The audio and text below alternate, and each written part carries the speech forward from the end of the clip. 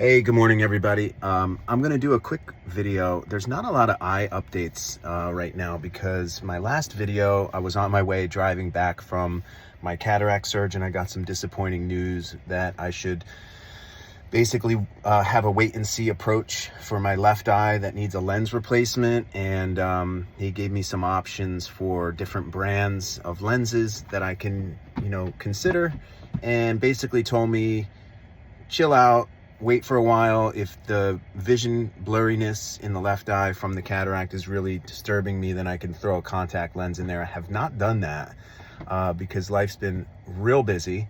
I got these doggos back. They're camped out in the back. I threw the seat up in the back. There's two back there somewhere.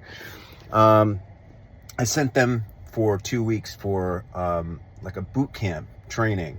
And if you have dogs or you're new to dogs and you aren't sure how to get them under control and train them correctly, because I learned that I was doing a lot of things incorrectly. But I would encourage you to look into these services where you send the dogs for a couple weeks and they go through in-depth training. And I wasn't sure what to expect, but we picked them up last Thursday, and here we are on Sunday, and they are like different dogs. They listen to commands.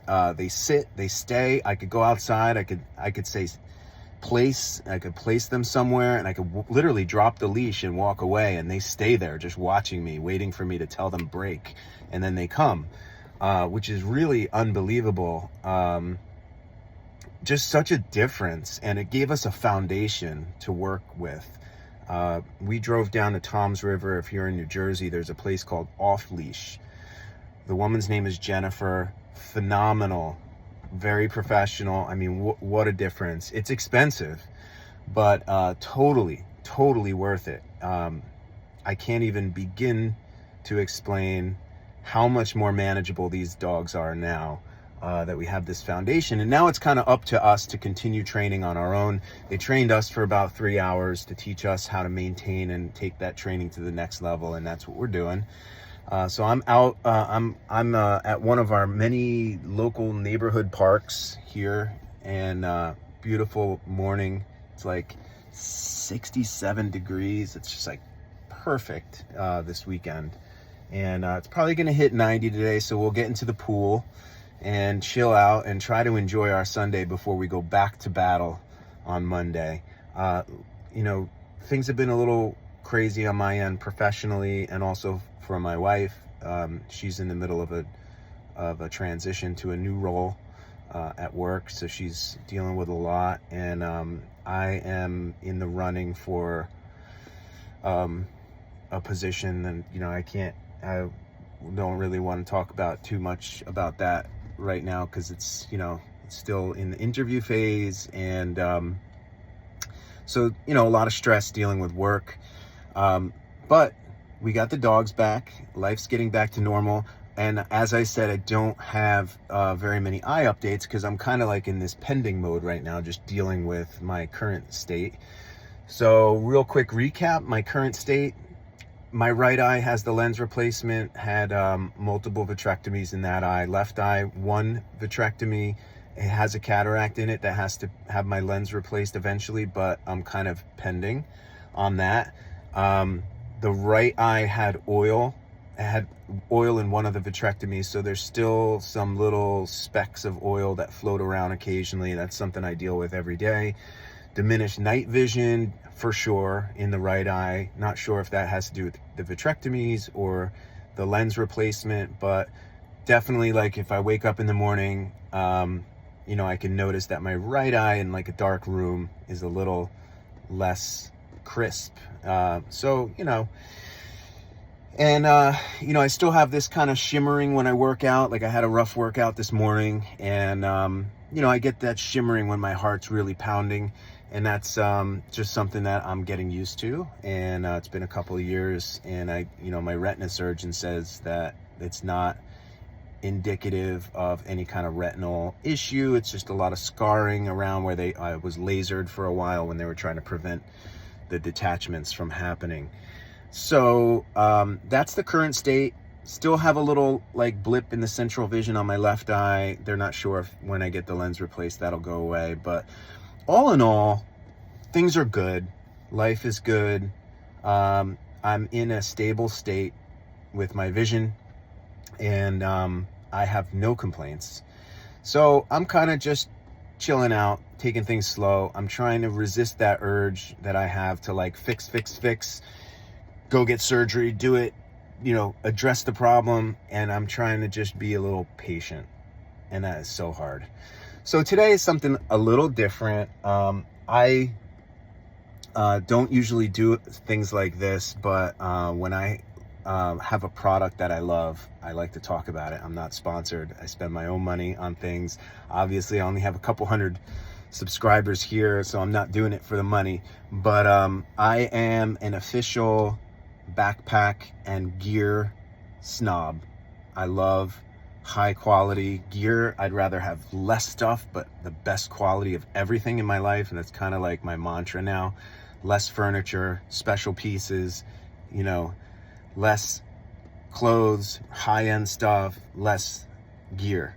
So I have a real problem with backpacks. I can buy backpacks all day long, and I love American-made products. And one of my favorite companies is GoRuck. They make American-made, high-quality backpacks and rucking gear, which I don't really ruck. I do a lot of hiking and I do a lot of running, and I'm trying to get more into camping and outdoorsy stuff. But I really love high-end bags, and I carry them, for the gym, for traveling, for hiking, for everything.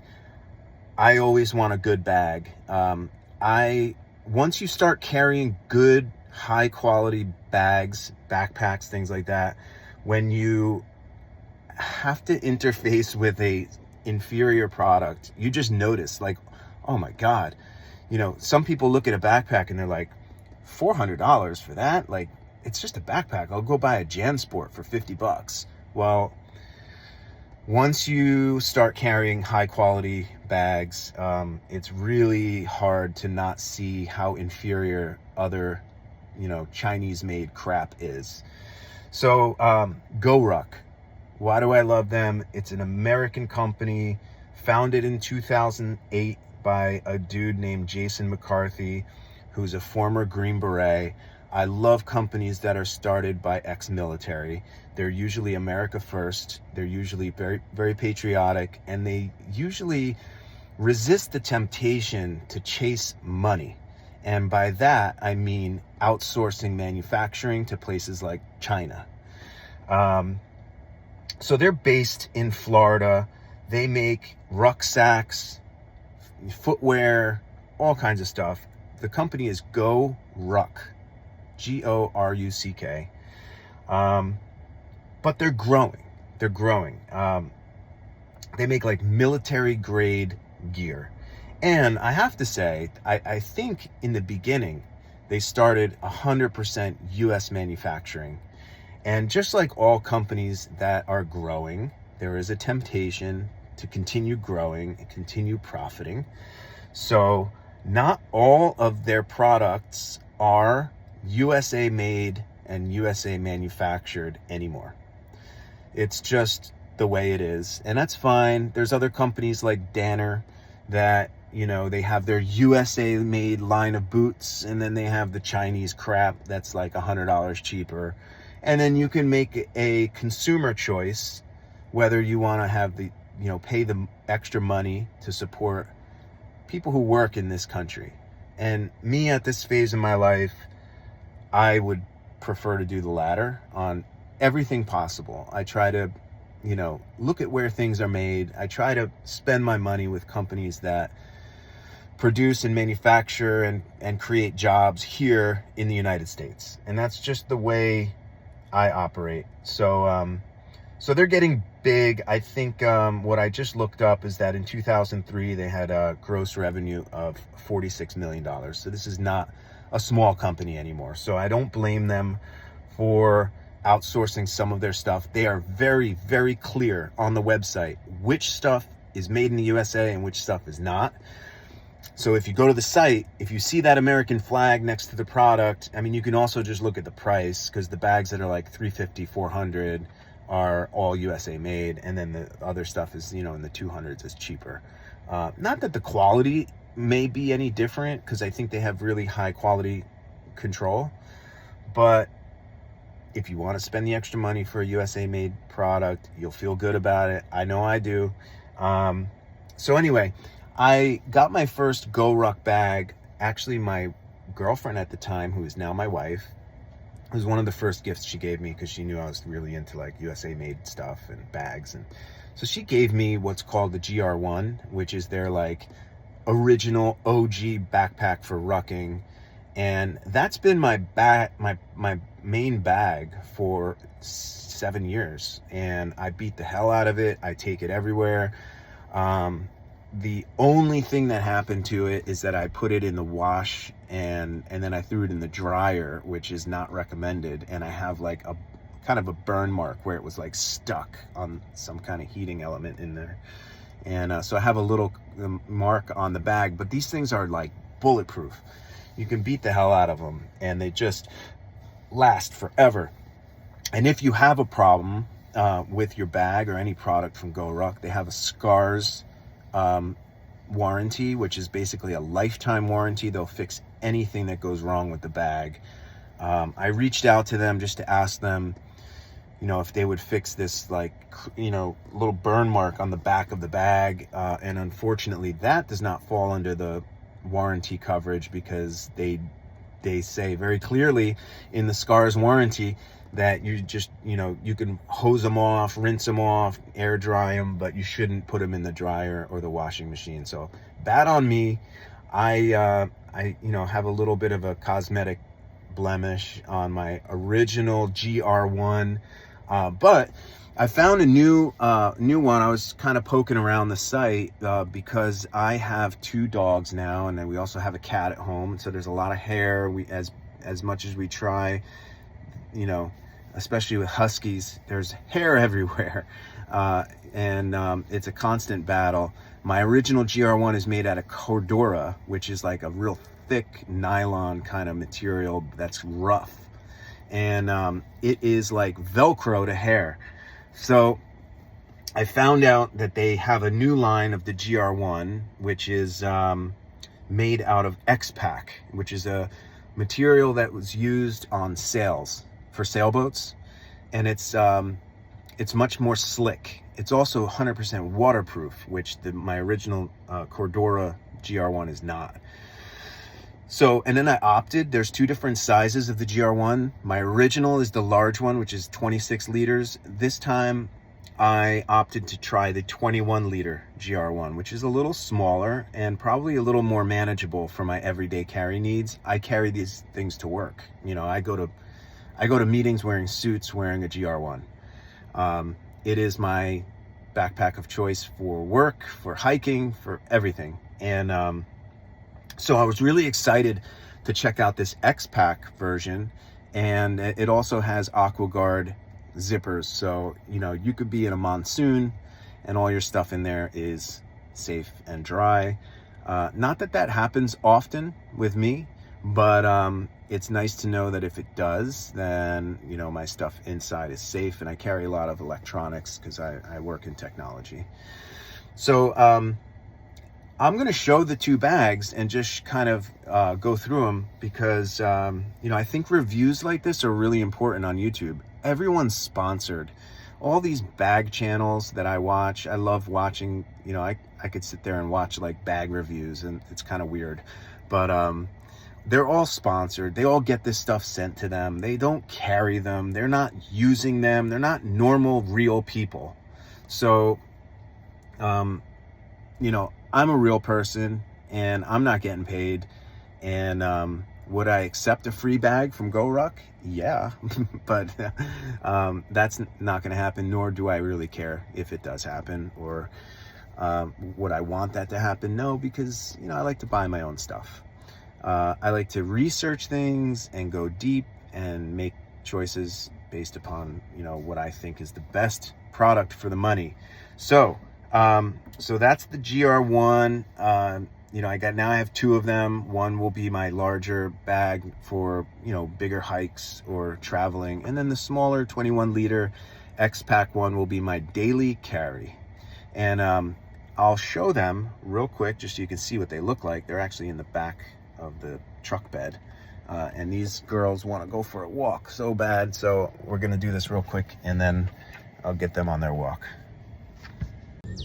Okay, so let's open that guy. This is my dog bag. This is my beater bag, just all the dog stuff when I take them on walks. This is my original 7-year-old GR1, and it's been a great bag. It's been through a lot. You could see the hair that I was telling you about. This Cordura is very rough material and the hair just kind of likes to stick to it. So one single big pocket in the front and then one large center compartment, which I just jam with stuff. And then on the back is the laptop sleeve, which zips around here and I slide my laptop in here. This is the mark that I mentioned happened in the dryer. All good. It's on the back. The bag is still solid. And that's the 26 liter original GR1. This is the new X-Pack material. This is the smaller 21 liter, same layout, except the inside is all this bright yellow, which I love because I can really see what I'm reaching for in there. Haven't started using this yet. And this was about, let me see, is the price on here? I think this was about 400 or 350 or something like that. It comes with this patch, but I don't like branding anything. I like to put an American flag typically. So these are the AquaGuard zippers, same rear compartment, and really high quality stitching all around. It's gonna last the rest of your life. Every pocket has the yellow, and then this is new on the GR1, which wasn't on the original, which is a top accessible pocket, which is going to be pretty convenient because right now the other pocket on the other one is on the inside, so you have to go into the main compartment. And then here's the main compartment. That's why we buy these, built in the USA. Yellow on the inside, which is real bright. There is the American flag that I will be placing on there instead of the GoRuck emblem. And then I got some, because I can't resist, some packing cubes, which are perfect for traveling, especially with a bag that has one big compartment. You can kind of, you know, cube up all your stuff and keep it all separate and tidy. So that's the GR1. I wanted to just do a quick review on it because it's just, you know, something different. And now I'm gonna take these doggos on a walk, and it's nice and early here, so nobody's watching me film this and I don't feel like an idiot. But I hope everyone's doing well. I'm gonna get in to do an eye appointment maybe this week or next week and see if I could throw a lens in there and see what that experience is like. But thanks for watching. If you have any questions about the eye stuff or the bags, drop a comment, and I hope everyone's doing great. Take care.